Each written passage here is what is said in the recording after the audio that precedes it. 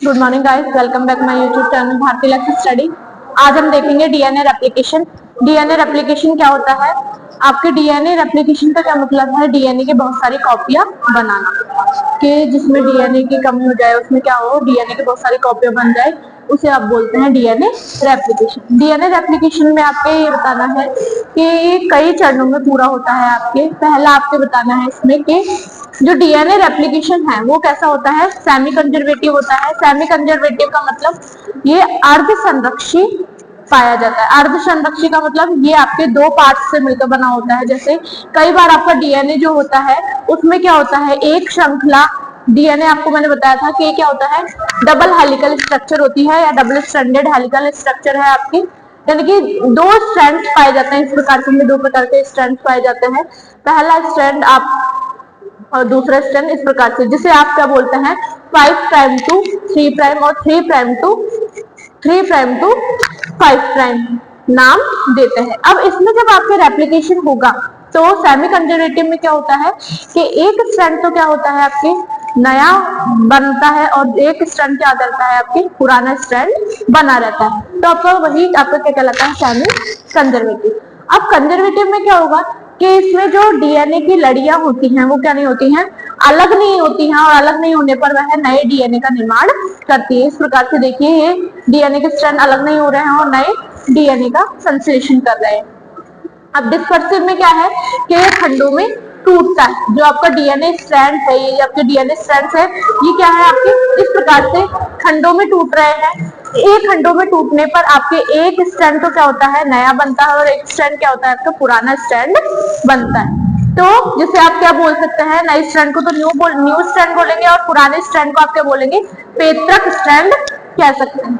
अब देखिए आपके नेक्स्ट जो आपके आता है डीएनए रेप्लिकेशन में, वो डीएनए रेप्लिकेशन में इसे बोल सकते हैं कि आपके अनवाइंडिंग कैसे करेंगे। अनवाइंडिंग यानी कि आपको पता है कि जो डीएनए होता है वो आपकी क्या होता है, इस प्रकार से हेलिकल स्ट्रक्चर में होंगे। तो एक जो हेलिकल है, इसका जो हेलिक्स है, जो एक कुंडलन है, उस कुंडलन को कैसे खोला जाए। इस प्रकार से इस कुंडलन को खोलने के लिए हम पहले क्या क्रिया करते हैं कि अनवाइंडिंग वाला क्या लेते हैं, एंजाइम लेते हैं, जिसका नाम है आपका हेलिकेज एंजाइम।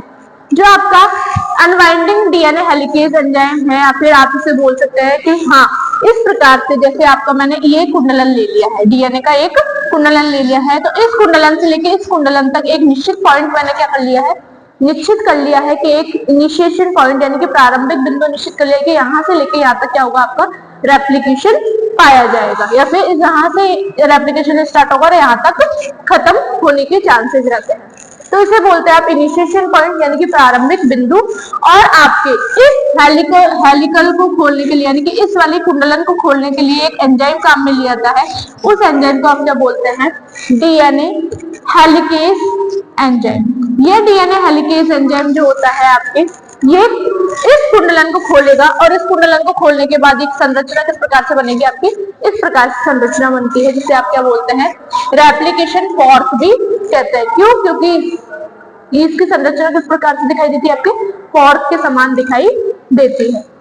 अब आपके जो न्यूक्लियोटाइड्स आएंगे, न्यूक्लियोटाइड्स क्या होता है, आपकी शुगर होगी, नाइट्रोजन क्षारक होंगे, साथ ही आपके फॉस्फोरिक अम्ल होंगे। ये तीनों मिलकर आपके क्या बनाते हैं, न्यूक्लियोटाइड्स बनाते हैं। ये न्यूक्लियोटाइड्स क्या करते हैं, इनका युग्मन जब होता है तो किस दिशा में होता है, आपके हमेशा 5 to 3 प्राइम की दिशा में होता है। अब आपके जो न्यूक्लियोटाइड आते हैं वो न्यूक्लियोटाइड कैसे आपके आएंगे, और उनका जो न्यूक्लियोटाइड का युग्मन होगा यानी कि उनका जो पेयरिंग होगी, वो युग्मन कौन करता है, आपके डीएनए पॉलीमरेज थर्ड एंजाइम करता है। यानी कि पहले एंजाइम कौन सा आया, कुंडलन के लिए, कुंडलन को खोलने के लिए कौन सा एंजाइम आया, डीएनए हेलिकेज एंजाइम।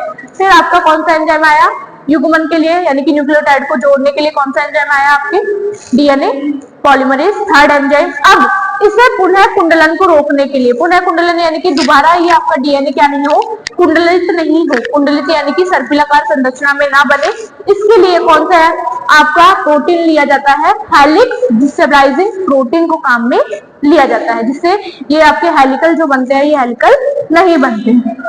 अब आपके आता है तीसरे नंबर का कि आरएनए प्राइमर की आवश्यकता क्यों होती है।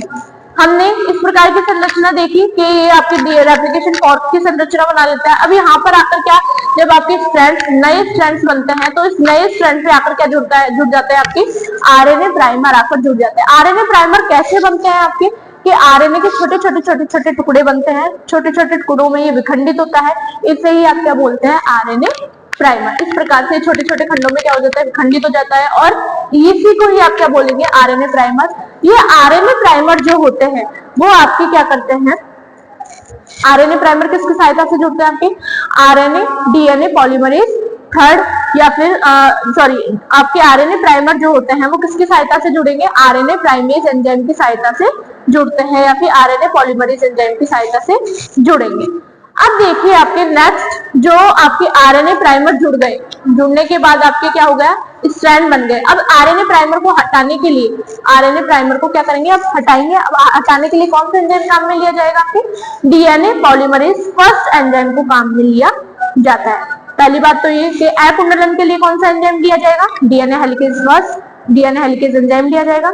फिर आपके उसको न्यूक्लियोटाइड के युग्मन के लिए कौन सा एंजाइम लिया जाएगा, डीएनए पॉलीमरेज थर्ड। और आपके पुनः कुंडलन को रोकने के लिए कौन सा एंजाइम, कौन सा प्रोटीन लिया जाएगा, आपके हेलिक्स डिस्टेबलाइजिंग प्रोटीन को काम में लिया जाएगा। अब आपके आरएनए प्राइमर को जोड़ने के लिए कौन सा एंजाइम काम में आएगा, आरएनए प्राइमेज एंजाइम काम में आएगा या फिर आरएनए पॉलीमरेज एंजाइम को काम में लिया जाएगा। फिर आपके आरएनए प्राइमर जुड़ने के बाद फिर वो आपकी क्या होता है, आगे श्रृंखला को बढ़ाने पर उसके बाद आप आरएनए प्राइमर को हटाते हैं तो उसके हटाने के लिए कौन सा एंजाइम काम में लिया जाएगा, डीएनए पॉलीमरेज फर्स्ट एंजाइम को काम में लिया जाता है। अब देखिए आपके जो चौथा आपके लक्षण है वो क्या है, हमेशा जो डीएनए स्ट्रैंड्स बनते हैं, इस प्रकार से जो डीएनए स्ट्रैंड्स बनेंगे ये मैंने आपको क्या बोला कि 5 to 3 प्राइम की दिशा में ही बनते हैं। इनका बहुलीकरण होता है। बहुलीकरण कैसे होगा कि आपके जो एनर्जी बनती है, एनर्जी क्या बनेगी आपके, जैसे एटीपी है आपके, जैसे पिरिमिडिन और प्यूरिन है, जैसे GATC, इनमें क्या और लगता है आपके ट्राइफॉस्फेट की जगह ये एक ही क्या होते हैं इनमें, जैसे एनर्जी का फॉस्फेट ग्रुप निकल जाता है, 2 युग्मक निकल जाता है, उसके बाद आपकी जो एनर्जी निकलती है वो एनर्जी किसमें काम में आती है, आपके रेप्लिकेशन में काम में आती है। अब नेक्स्ट आपके है ओकाजाकी फ्रेगमेंट। अब डीएनए आपका संश्लेषित हुआ, संश्लेषित होने पर आपके क्या हुए कि 2 स्ट्रैंड्स बने। अब 2 स्ट्रैंड्स बनने पर भी आपके क्या होगा कि आपके जो 5 to 3 प्राइम में बनेगा, 5 to 3 प्राइम में जो आपके खंड बनते हैं, ये छोटे छोटे खंड क्या कहलाते हैं आपके, ये छोटे छोटे खंड जो बनते हैं आपके वो क्या कहलाते हैं, ओकाजाकी फ्रेगमेंट्स कहलाते हैं। क्या कहलाएंगे, ओकाजाकी फ्रेगमेंट्स कहलाते हैं। ये जो ओकाजाकी फ्रेगमेंट्स होते हैं ये क्या करते हैं, आपके लैगिंग स्ट्रैंड का निर्माण करते हैं और जो इधर के जस्ट अपोजिट साइड में जो आपका स्ट्रैंड बनेगा उसे आप क्या बोलेंगे, लीडिंग स्ट्रैंड्स कहते हैं। इस प्रकार से आपका जो रेप्लिकेशन होता है वो चलता जाता है। नए डीएनए, इस प्रकार से आपके क्या होता है, नए डीएनए का क्या होता है, संश्लेषण होता रहता है, नए डीएनए की कॉपी बनती रहती है। तो एक डीएनए से बहुत सारी डीएनए की कॉपियां बनाई जा सकती है।